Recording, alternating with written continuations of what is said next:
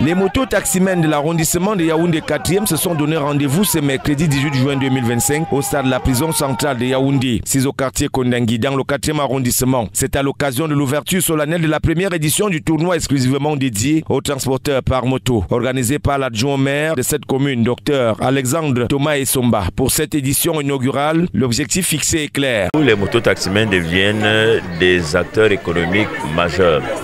Ils sont également, pour le cas spécifique de Yaoundé 4e, pas moins de 23 000. Ça veut dire qu'il s'agit d'un électorat important.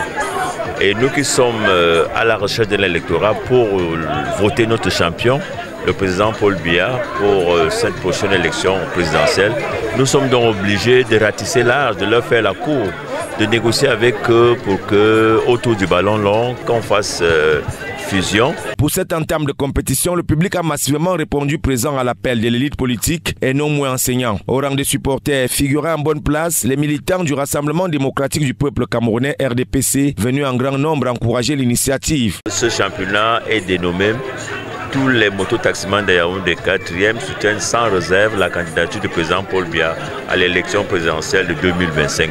Voilà grosso modo l'objectif. Et vous-même, vous avez vu la ferveur, vous avez vu l'engouement, vous avez vu l'engagement.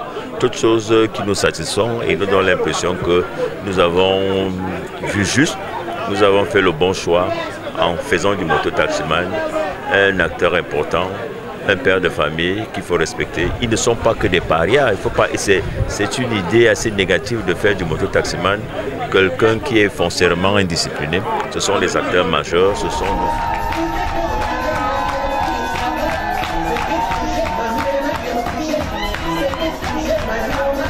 Cet après-midi, l'équipe de Mobile Kondangui et celle de Maïtur Biteng ont rivalisé d'adresse dans une ambiance festive. Une rencontre qui se solde sur un score d'1-0 en faveur des locaux. C'était pas facile.